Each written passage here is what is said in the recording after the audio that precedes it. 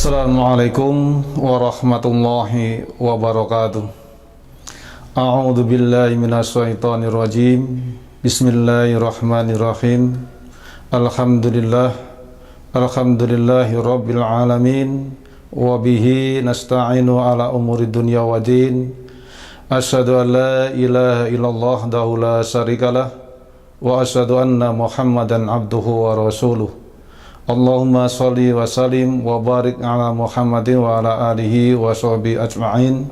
Rabbi israh li sadri wa yassir li amri wa hlul 'uqdatam min lisani yafqahu qawli, amma ba'du.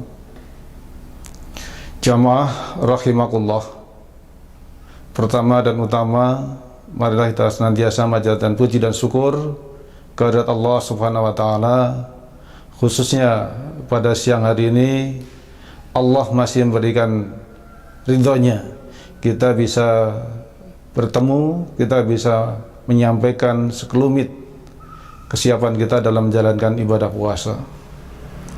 Jamaah rahimakumullah, waktu begitu cepat bergulir, kita tidak terasa bahwa sudah sekitar 10 hari kita menjalankan puasa, sehingga marilah kita bersama-sama untuk muhasabah, kita untuk menghitung, mencari, kita untuk mengevaluasi diri kita seberapa pelaksanaan ibadah puasa di awal ini.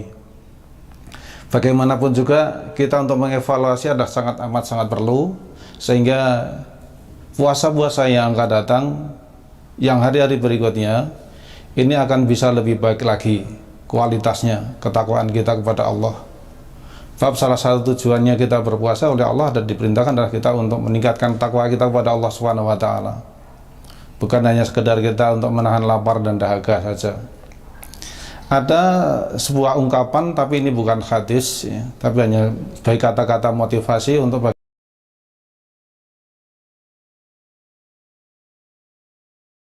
bagaimana kita. Dan ini untuk itu, barang siapa yang hari ini lebih baik daripada hari kemarin, kita termasuk orang yang beruntung. Nah, jamaah rahimakumullah, monggo kita yang sudah sekian beberapa hari ini kita sudah berpuasa, mudah-mudahan hari ini puasa kita lebih baik daripada hari kemarin.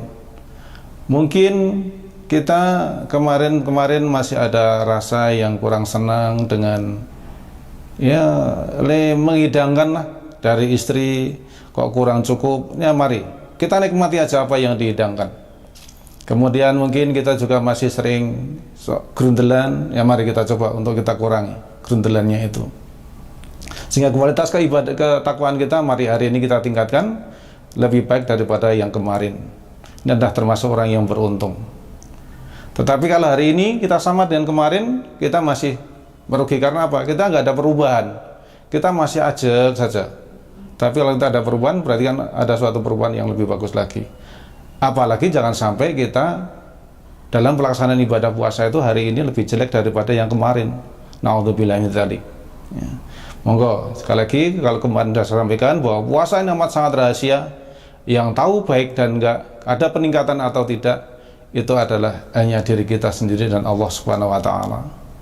Maka dari itu marilah jamaah rahimakumullah, kita mencoba untuk meningkatkan ketakwaan. Nah, dalam meningkatkan ketakwaan ini perlu ada dua unsur yang perlu kita perhatikan. Bagaimana? Yang pertama adalah untuk hablum minanas dan hablum minallah. Ini harus kita kita sinergikan. Kita tidak bisa kita pisahkan bahwa antara hablum minanas dan hablum minallah kita pisah-pisahkan sendiri-sendiri, nggak bisa. Mungkin kita masih ingat waktu kecil kita sering main layang-layang. Layang-layang itu ada yang panjang ke atas, ada juga yang samping. Nah, kalau kita dalam buat layang-layang ini belum baik, secara otomatis untuk naiknya itu nanti mungkin kesulitan, masih akan minggok kanan kiri. Maka apa? Itu ada sebagai gambaran bahwa yang lurus ke atasnya adalah sebagai hablum minallah, yang ke samping itu adalah hablum minanas. Nah, hablum minanas inilah yang nanti akan kita perbaiki sehingga nanti apa? Layangan itu bisa naik ke atas. Kalau itu ada sebelah kanan dan kiri itu sudah seimbang. Maka apa? Kita dalam hablum minanas harus kita juga harus seimbang. Maka salah satunya adalah mari apa-apa yang kira-kira nanti bisa membatalkan puasa, mari kita berusaha semaksimal mungkin untuk kita hindari. Bukan hanya membatalkan puasa, tapi termasuk juga nanti yang menghilangkan pahala puasanya. Ya, yang menghilangkan pahala puasa. Kita dapat apa-apa, yang dapat hanya lapar dan dahaga. Ini adalah yang pasti adalah kita hablum minannasnya. Jamaah rahimakumullah. Bagaimanapun juga kita dalam pelaksanaan ibadah puasa, sekali lagi kita perlu juga berinteraksi dengan orang lain. Tetapi mari kita diingatkan oleh Rasulullah, "Man kana yu'minuna billahi wal yaumil akhir falyakun khairan aw liyasmut." Barang siapa yang beriman kepada Allah dan hari akhir, maka berkatalah yang baik. Kalau tidak bisa berkata yang baik, diam. Ya. Bagaimanapun juga kita berinteraksi dengan orang lain, kadang-kadang kita kadang-kadang kebablasan. Ya. Kita bahasa awalnya itu indah, nikmat, tetapi setelah beberapa langkah, kemudian kadang-kadang kita bisa pergi ke arah yang lain. Mungkin yang lebih tepat lagi adalah mungkin kita bisa apa? Menjadi ghibah. Nah, oleh sebab itu mari kita bersama-sama untuk mencoba untuk meneruskan dengan sebaik-baiknya. Nah, untuk mencoba untuk memperbaiki, yang pasti bahwa kita itu dalam diri kita itu ada hawa nafsu. Nah, hawa nafsu inilah yang perlu kita kendalikan dengan sebaik-baiknya, kita jaga dengan sebaik-baiknya. Jangan sampai nanti kita dalam melaksanakan ibadah puasa segala sesuatunya hanya karena nafsu belaka, pengen di alam, kepingin dikatakan ya yang alim. Tapi mari kita sekali lagi kita jaga dengan sebaik-baiknya. Bagaimanapun juga dalam pelaksanaan ibadah, sekali lagi ini ada sifatnya sangat rahasia. Oleh sebab itu ketakwaan kita, keimanan kita, seorang mukmin itu kalau akan diangkat sebagai orang yang paling sempurna keimanannya, atau seorang mukmin yang imannya kuat, adalah mereka yang punya akhlak yang baik. Nah, dari akhlak yang baik inilah sehingga kita bisa menjadikan sesuatu yang lebih bagus lagi. Nah, salah satunya akhlak yang baik adalah dari ucapan kita. Ucapan kita jaga dengan sebaik-baiknya. Monggo, kalau ada temannya ngejak bicara yang nggak baik, ya kita hindari aja atau katakan maaf. Lebih baik kita katakan yang benar. Atau mungkin kalau kita tidak mampu untuk menjawabnya, ya bisa kita tuh diam aja lah. Insya Allah kalau kita diam, nanti yang ngajak bicara itu nanti insya Allah sudah akan paham sendiri. Mudah-mudahan peka. Yang kita ajak bicara, yang ngajak bicara kita itu peka. Kalau dia itu sudah peka, ya, insya Allah nanti dia akan diam. Bahkan mungkin akan tanya, kenapa diam saja? Jawab saja, maaf saya sedang puasa. Di jamaah rahimakumullah, mari kita bersama-sama untuk melaksanakan sesuatu dengan yang baik. Dan salah satu punya akhlak yang baik adalah kita berani enggak jadi orang yang dermawan. Nah, sekarang apalagi sekarang ada kondisi yang semacam ini, baru ramai-ramainya tentang COVID-19. Kalau di daerah kita ada yang terindikasi terkena semacam itu kemudian di karantina, monggo kita sebagai umat Islam yang sedang berpuasa, sisihkan sebagian rezeki yang kita punyai untuk membantu mereka. Jangan kita diamkan, tapi kita bantu sehingga apa? Mereka cepat sembuh. Kalau itu kita diamkan, itu urusannya dia sendiri. Nah, mungkin kita puasa kita itu gak ada gunanya. Bab salah satunya apa? Kita berpuasa itu kita untuk ada timbulnya empati. Kenapa? Kita merasakan, oh iya, orang puasa itu ternyata nikmatnya orang lapar itu semacam ini. Tetapi kalau kita egois, berarti apa? Kita itu masih dikendalikan oleh hawa nafsu kita. Wah, pokoknya butuhnya itu butuh saya dia. Nah, tapi enggak, puasa ini enggak semacam itu. Kita dilatih untuk dengan sebaik-baiknya. Termasuk juga sebenarnya kita itu sebagai orang mukmin, itu kita itu kadang-kadang ada suatu perbuatan yang begitu bagus dan begitu ikhlasnya amat sangat mulia. Kapan itu? Waktu kita sholat. Waktu kita sholat itu kita tidak diminta apa-apa, kita mendoakan sekeliling kita. Di sekitar kita itu kita doakan. Semoga mereka dapat kebahagiaan. Dengan ucapan apa? Assalamualaikum warahmatullahi wabarakatuh. Tengok kanan dan tengok kiri kita mengucapkan. Nah, ini ada suatu apa? Suatu perbuatan yang penuh begitu keikhlasan. Hati gondok pun dalam sholat itu bisa hilang. Nah, bagaimana kalau kita nanti setelah puasa ini juga bisa kita jaga hal-hal semacam itu? Jamaah rahimakumullah, bahwa seorang dikatakan dia adalah seorang mukmin apabila dia bisa mudah mengendalikan hawa nafsunya. Bab orang yang tidak mampu mengendalikan hawa nafsu ini ada amat sangat berbahaya. Dia akan merasakan dirinya sombong, dia akan merasakan bermacam-macam lah perbuatan-perbuatan yang tidak sesuai dengan apa yang kita kerjakan pada puasa ini. Nah, apalagi sekali lagi kalau kita puasa, cobalah nanti kita katakanlah jam berapa ya? Jam 2 lah. Kita mungkin akan mentang-mentang kita sudah nggak mampu. Kita mau sembuh udah nggak mampu. Kalau sekali lagi puasa kita adalah betul-betul untuk mendapatkan la'allakum tattaqun. Karena apa? Energi yang kita makan tadi malam waktu kita sahur itu sudah mulai berkurang. Walaupun Allah sudah menyediakan cadangan-cadangannya itu sudah dikeluarkan. Salah satu keistimewaan apa? Kita berpuasa di Indonesia alhamdulillah 13 jam. Kita tidak makan, tidak minum. Dan istimewanya lagi apa? Kita nggak minum selama 13, kita nggak dehidrasi. Coba kalau kita nggak puasa. Dari pagi sampai sore, dari pagi atau sampai siang aja, sampai jam 4. Nggak makan dan nggak minum.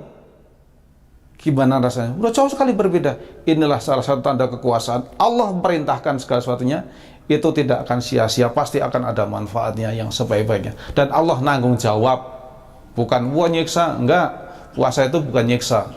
Nah.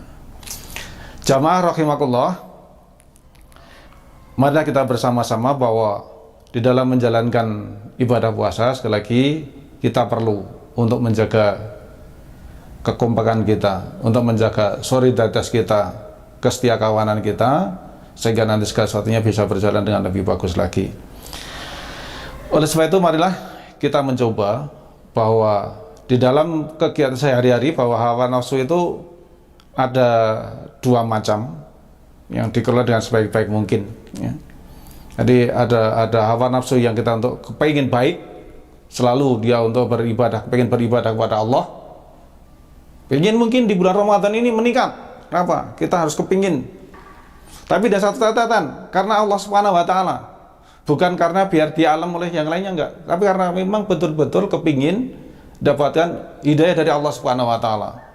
Mungkin dia berusaha untuk mengatamkan Al-Quran berapa kali, kemudian juga mau pelajari isi-isi dari ayat-ayat Al-Quran itu, sehingga nanti akan bisa lebih bagus lagi setelah kita menjalankan ibadah puasa. Tapi untuk yang kedua, itu adalah nafsu yang apa? Mengelola kita untuk apa? Berbuat maksiat, berbuat semuanya sendiri. Contoh satunya, kita nafsu yang di atas perut itu ada kepala. Kepala ini kalau kita tidak hati-hati, nanti bisa berbuat yang lebih lagi. Kita jengkel, tetapi kalau akal kita berpikir untuk kenapa saya mesti jengkel, kenapa saya mesti harus berbuat semacam ini, kita kendalikan lagi, maka nanti insya Allah kemarahan itu tidak akan jadi. Tetapi sebaliknya, kalau kita merasakan bahwa diri kita itu sebagai orang yang punya jabatan, entah itu apapun juga ya, entah itu jadi kepala keluarga, kemudian kita mentang-mentang wah, kan saya sebagai kepala keluarga, kamu harus tunduk, kamu harus patuh, kamu harus gini, kamu harus gini, kamu harus manut. Enggak, karena Rasulullah sendiri enggak mencontohkan semacam itu. Contoh, Rasulullah itu bajunya sobek, Rasulullah jahit sendiri. Pintu rumahnya terkunci, Rasulullah juga enggak marah, tapi berbuat untuk saling maafkan, minta maaf. Nah, sekali lagi bahwa dalam puasa ini kita betul-betul untuk melatih bagaimana kita untuk mengendalikannya itu. Jadi sekali lagi, nafsu yang pertama adalah yang di atas perut. Ini adalah tinggal kita sendiri bagaimana untuk memanagenya. Kita emosi, yang hancur siapa? Diri kita sendiri, bukan orang lain. Kita marah-marah. Kalau orang lain itu tahu nggak ada manfaatnya untuk marah, kita marah-marah, orang lain juga udah biasa aja, tenang-tenang aja. Yang efeknya apa? Nanti kita sendiri yang marah-marah itu sendiri yang sakit. Yang dimarahin apa? Dia mungkin senyum-senyum, udah dibiarkan aja. Nah, apalagi kalau yang dimarahin itu orangnya pinter, mungkin mau dibuat biar tambah marah lagi. Nah, kalau kita tambah marah lagi, apa yang kerja nanti? Kasihan otak kita. Otak kita dipaksa untuk dengan segala sesuatu dengan emosi yang tinggi. Nah, maka marilah Maka apa? Perlu kita untuk senantiasa berpikir yang positif atau kita husnudzon dengan siapapun juga. Kita nggak perlu suudzon, husnudzon aja, nanti akan jadi enak. Tapi kalau kita suudzon dengan orang lain, itu hidup kita tidak pernah akan tenang. Contohnya ya, yang mudah aja lah. Kita kebetulan baru tidak enak dengan tetangga. Kita dengar kabar belum betul kabar itu dengan tetangga, kita sudah wah itu ternyata yang menyebarkan gambar berita itu bohong, itu ada dia. Kemudian kita nggak tabayun. Kemudian apa? Kita langsung kita ambil wah dia. Akhirnya apa? Ketemu di jalan seharusnya kita ucapkan salam sebagai orang Islam, tapi malah enggak. Kalau perlu apa? Ya cari jalan yang lain. Istilah bahasa Jawanya nyelingker, bener ketemu.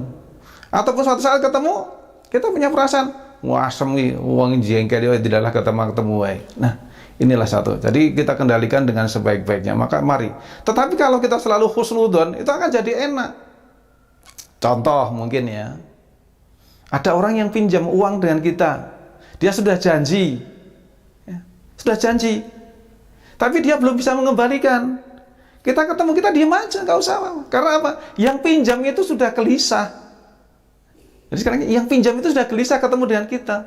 Ya kita, wah mudah-mudahan dia baik, mudah-mudahan segera mendapatkan rezeki, bisa mengembalikan. Tidak usah nanti di jalan terus kemudian kita marah-marah, sudah janji gini. Udah ingat ya, bahwa yang paling kaya itu adalah Allah. Rezeki kita itu adalah titipan dari Allah.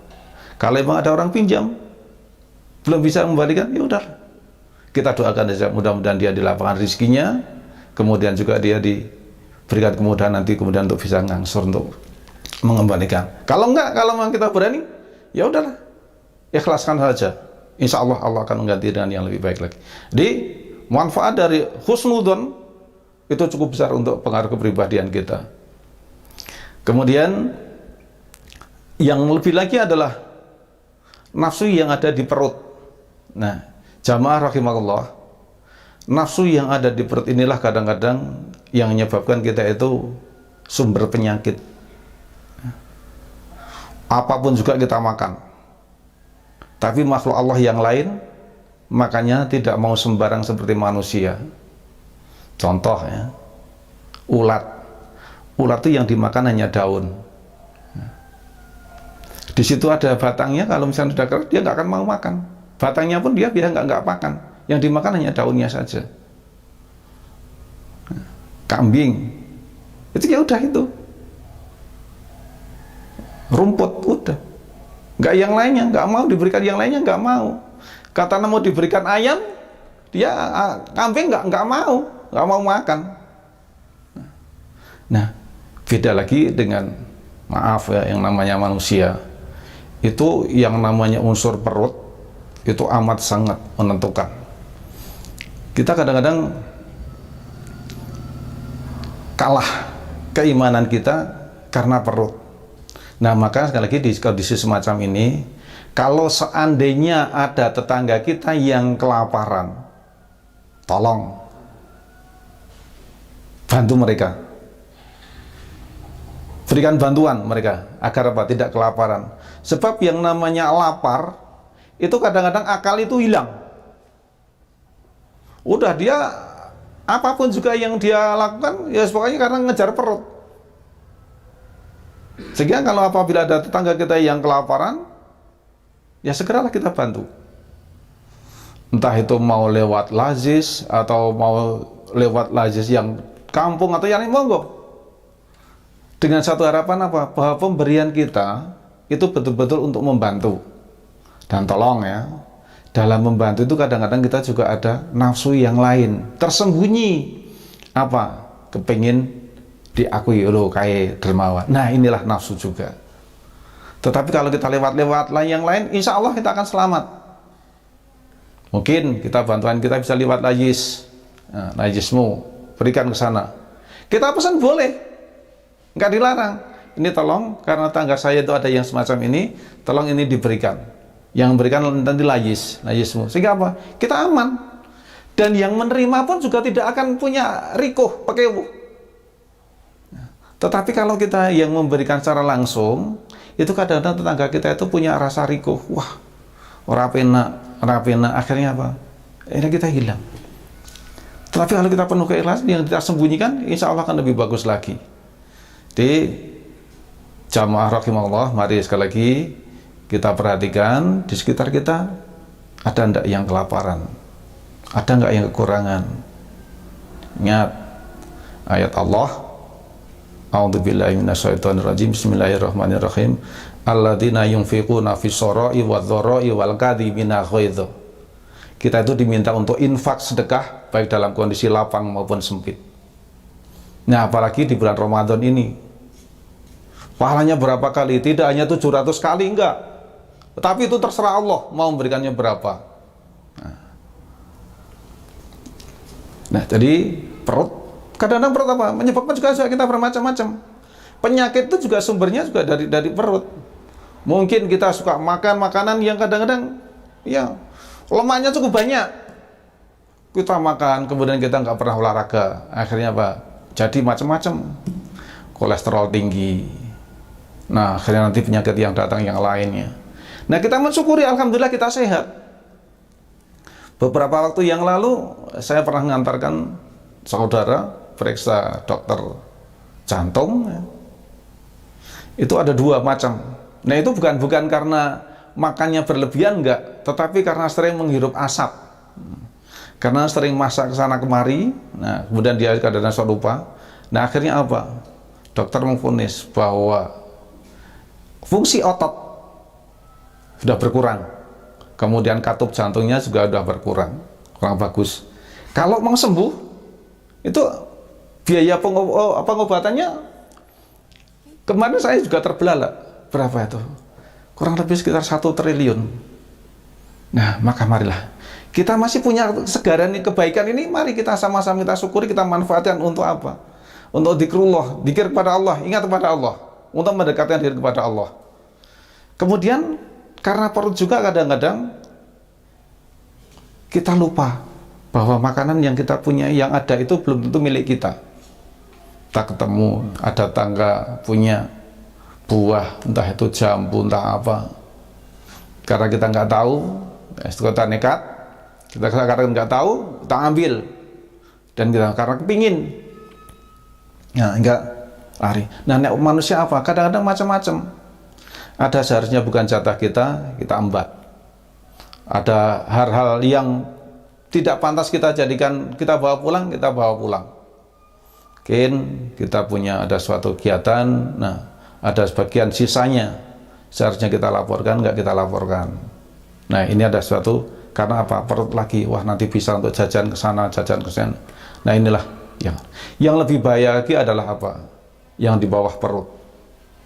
Nah, itu bilang tadi syahwat di bawah itu arahnya kemana? Ke seksualitas.